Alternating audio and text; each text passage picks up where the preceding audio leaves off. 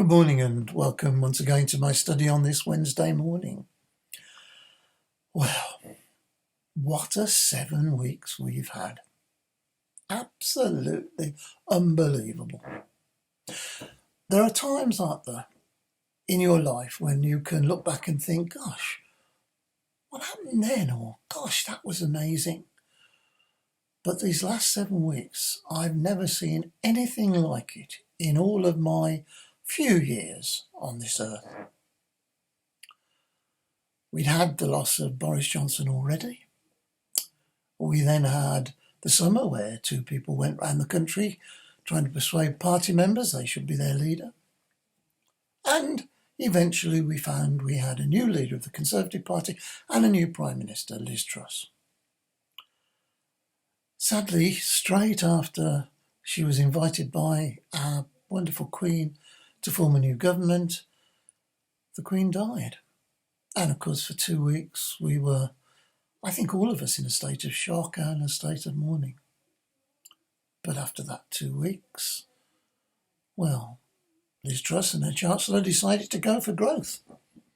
And chaos ensued in what was already a difficult situation. The markets didn't like it. And unfortunately, after a fair while, it was decided that Liz Truss really had to resign. And so we were faced again with an election to the leadership of the Conservative Party and then Prime Minister. And following a very few days, Rishi Sunak was duly appointed as leader, and yesterday the King asked him to form a new government. So 7 weeks when we've seen 2 Prime Ministers and the death of our beloved Queen. And that follows on from earlier in the year when we lost another Prime Minister. And still, we are faced with the really, really challenging cost of living crisis, the war in Ukraine affecting that, worries about how we can heat our homes, worries about where our next meal is going to come from.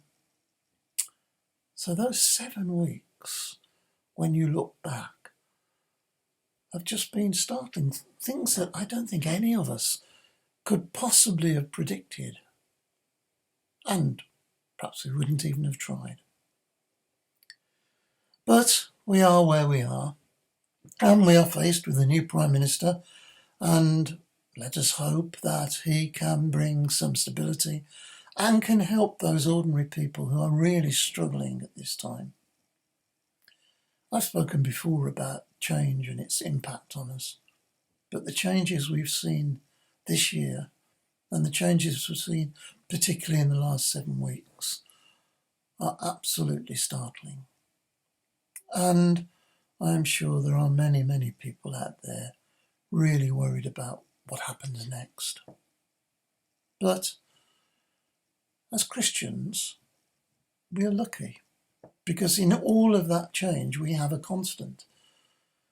We have a God who we know loves us, a God who we know wants peace, a God who we know wants harmony between us, and a God who we can trust. And in Persia in particular, but across the nation, we are blessed with churches. To be able to go into our Abbey, which has been there for hundreds of years, and know that it is still the Abbey. Yes, there have been changes, but it still is an amazing place, a place where you can feel the sense of God and know that that God, through Jesus Christ, is with us now and with us always, regardless of all the changes we see, of all the uncertainty there is. And so we are blessed with that.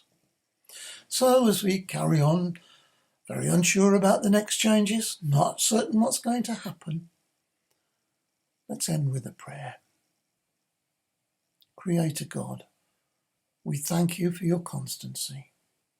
We thank you that you are there for us always. We thank you that we can rely and trust in the knowledge of your love for us and for all people. Amen.